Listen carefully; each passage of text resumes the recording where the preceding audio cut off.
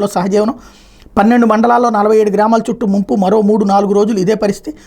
పాడి ఉద్యాన ఆక్వా రైతులకు తీరం నష్టం, 100 ఎకరాల్లో పంటలు కోల్పోయిన రైతులు, పడవలు దాటి ప్రయాణాలు చేయలేక స్థానికులు ఇబ్బంది అన్నటువంటి వార్తని ఇది హైలైట్ చేశారు. ఇకపోతే టార్గెట్ పెద్దిరెడ్డి అంటూ ఆ కుటుంబాన్ని మానసికంగా వేధించడమే ప్రభుత్వ పెద్దల లక్ష్యం. మదనపల్లి అగ్ని ప్రమాదం కేసు పక్కదారి, వరుస సోదాలు విచారణ పేరుతో వేధింపులు, 90% ఫైళ్లు రిట్రీవ్, మరి కుట్ర కోణం ఏముంటుంది అంటూ ఉమ్మడి చిత్తూరు జిల్లాలో సీఎం చంద్రబాబుకి రాజకీయంగా సవాల్గా మారిన చిరకాల రాజకీయ ప్రత్యర్థి పొంగనూరు ఎమ్మెల్యే పెద్దిరెడ్డి రామచంద్రారెడ్డి లక్ష్యంగా చేసుకుని అధికార యంత్రాంగాన్ని ఉసుగొలుపుతున్నట్టు జరుగుతున్న పరిణామాలు స్పష్టం చేస్తున్న ఎమ్మెల్యే పెద్దిరెడ్డి రామచంద్రారెడ్డి రాజంపేట ఎంపీ పెద్దిరెడ్డి మిథున్ రెడ్డిని మానసికంగా వేధించి క్షోభకు గురి చేయడమే లక్ష్యంగా ప్రభుత్వ పెద్దలు పథకం వేసినట్టు వెల్లడవుతుంది. ఈ క్రమంలో మదనపల్లి సబ్ కలెక్టర్ కార్యాలయంలో అగ్ని ప్రమాదం కేసు దర్యాప్తును పక్కదారి పట్టిస్తూ రాజకీయ కక్ష సాధింపులకు తెరదీశారు.